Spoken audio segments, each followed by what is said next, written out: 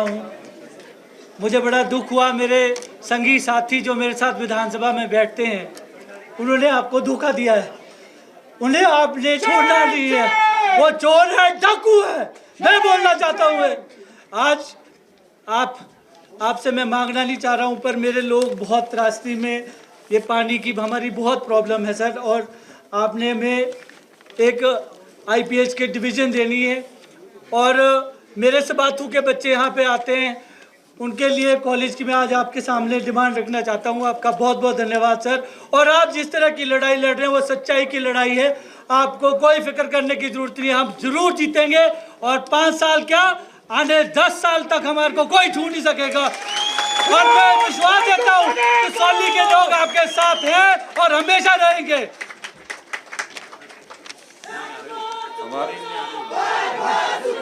Sir एक minute sir, एक minute.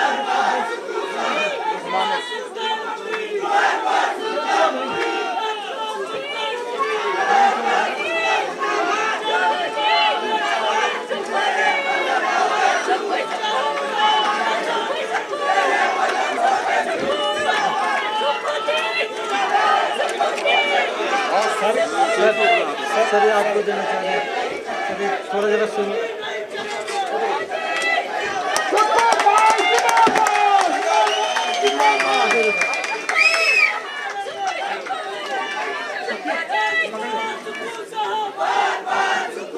Himachal सरकार में सामाजिक न्याय एवं स्वास्थ्य मंत्री कर्नल धनीराम शांडिल जी, हमारे CPS माननीय श्री राम कुमार जी, श्री संजय अवस्थी जी, और मेरे छोटे भाई श्री विनोद सुल्तानपुरी जी, कसौली के सभी प्रमुख जनता, जिला कांग्रेस कमेटी के हमारे अध्यक्ष शिव कुमार जी, पूर्व अध्यक्ष राहुल ठाकुर जी, हमारे हरदीप बाबा जी, हमारे जोगिंद्रा कोऑपरेटिव बैंक मुकेश शर्मा जी, सुरेंद्र सेठी जी, APMC के हमारे चेयरमैन श्री रोशन ठाकुर जी, हमारे सभी सम्मानित, जिनका नाम भूल गया वो भी सम्मानित, और कसौली विधानसभा क्षेत्र की सम्मानीय प्रमुख जनता। 14 महीने पहले हिमाचल की जनता ने हमें आशीर्वाद दिया। 14 महीने तक जो प्रदेश की स्थिति थी, हम उससे निपटने का प्रयास कर रहे थे।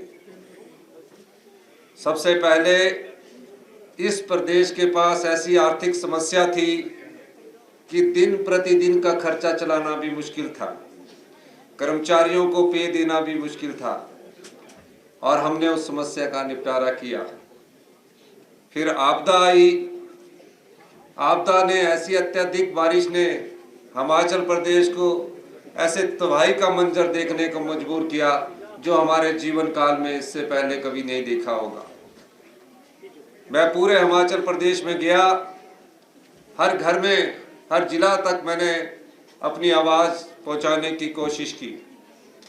16,000 के करीब घरों को नुकसान हुआ, 4,000 घर पूर्णतः नष्ट हो गए। और आपदा प्रभावित परिवारों के लिए जब मैंने देखा कि एक आम परिवार के व्यक्ति का घर के लिए सिर्फ 1.5 लाख रुपया मिलता है, क्योंकि मैं भी आपकी तरह आम परिवार से आता हूँ, राजनीति में आम परिवार की भावना को मैं जानता हूँ। मैंने कहा 1.5 लाख से कुछ होने वाला नहीं। आपदा प्रभावित परिवारों की मदद के लिए मैंने कानून बदल दिया और 1.5 लाख की जगह उन्हें 7 लाख रुपए की आर्थिक सहायता। ऐसा मैंने क्यों किया? क्योंकि हम भी उन परिवारों से निकले हैं जहां आगे मेहनत करनी पड़ती है, संघर्ष करना पड़ता। किसान परिवार से है, कर्मचारी परिवार से हैं और आम परिवार से। मुख्यमंत्री बनने के बाद मेरा क्या दायित्व था? मुख्यमंत्री बनने के बाद मेरा एक ही दायित्व बनता था कि समाज के अंतिम व्यक्ति तक, गांव के किसान तक, आम परिवार के बच्चों तक हम अपनी सरकार की पहुंच पहुंचाए। पहले बजट में हमने भ्रष्टाचार पर लगाम लगाने की कोशिश की, और जब हमने भ्रष्टाचार पर लगाम लगाई, जो काला धन कमाने वाले व्यक्ति थे उसका एक वर्ग हमारे खिलाफ हो गया, लेकिन मैंने हार नहीं मानी।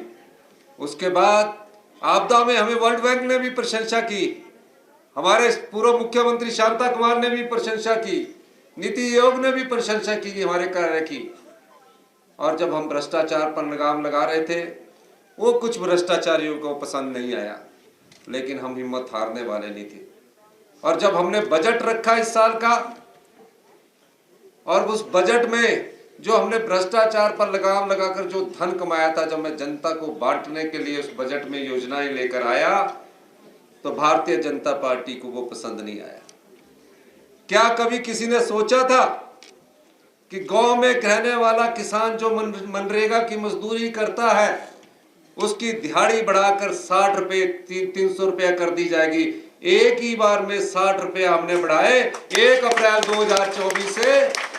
मैंने पिछली कैबिनेट में, अभी कल के दिन कैबिनेट हुई, 1 अप्रैल 2024 से मैंने उसको लागू कर दिया। क्या किसी ने सोचा था कि जो अनाथ बच्चे थे, जो अपनी माता को खो चुके थे, जो अपने पिता को खो चुके थे, उन बच्चों की भी कोई सुध लेगा? हमने उन सभी अनाथ बच्चों को, जिनकी माता नहीं है, पिता ने गोद लिया, आज वो अनाथ बच्चे स्वाभिमान की जिंदगी जी रहे हैं। ये सरकार की हमारी नियत थी। क्या किसी ने सोचा था? तकरीबन 1 लाख के करीब हमारी बहनें विधवा हो चुकी हैं, उनके बच्चे, कई ऐसी महिलाएं हैं जिनके बच्चे पढ़ने में बहुत मेरिटोरियस है, नीट में सिलेक्ट हो चुके हैं, आईआईएम में जाना चाहते हैं, अच्छी पढ़ाई करना चाहते हैं, लेकिन उस बहन का पति जब गुजर गया, उसके लिए, उन बच्चों की पढ़ाई के लिए भी पैसा नहीं था।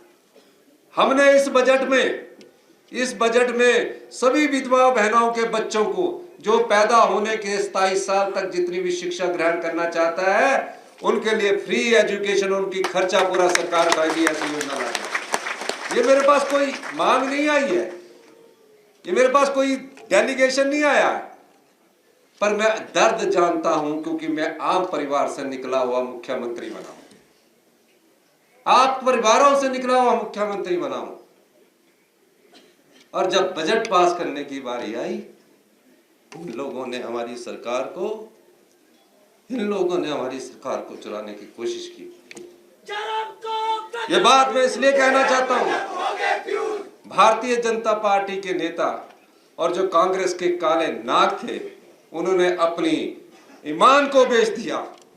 और 28 तारीख को बजट पास होना था, 28 तारीख को बजट पास होना था। 27 तारीख को स्पीकर के पास जाकर उन्हें धमकाया गया। और देखिए, जिन काले 6 नागों ने गद्दारी की, वो सड़क रास्ते से नहीं आए, सीआरपीएफ उन्हें मिली, हरियाणा पुलिस उन्हें मिली, हेलीकॉप्टर उन्हें मिले, हेलीकॉप्टर से आए और बजट में अंदर नहीं बैठे, कांग्रेस के पक्ष में बोल नहीं दे बैठे। उस बजट में ये सारी योजनाएं थी जो गरीब के लिए थी, आम आदमी के लिए थी, किसान के लिए थी, कर्मचारियों के लिए थी। 4% का डीए हमने दिया। हमारे महिला कर्मचारी, पुलिस कर्मचारी के जितने भी थे, पुलिस कर्मचारियों को 210 रुपए मिलते थे डाइट मनी के, मैंने 5 गुना बढ़ा कर दिए। ये पैसा कहां से आया? ये उस भ्रष्टाचार पर लगाम लगाई, जो भ्रष्टाचारी पतले दरवाजे से भ्रष्टाचार कर रहे थे। पर मैं इन चीजों से घबराने वाला नहीं। आप लोगों का मुझे साथ चाहिए, और मैं दावे के साथ कह सकता हूं, आने वाले 4 वर्षों में, 5 वर्षों में हम हिमाचल को आत्मनिर्भर प्रदेश बनाएंगे, और 10 वर्ष में हिंदुस्तान का सबसे अमीर राज्य बनाएंगे। हम तुम्हारे साथ हैं। भाई तुम आगे बढ़ो, हम तुम्हारे साथ हैं। सुखविंदर सिंह सुक्खू जिंदाबाद।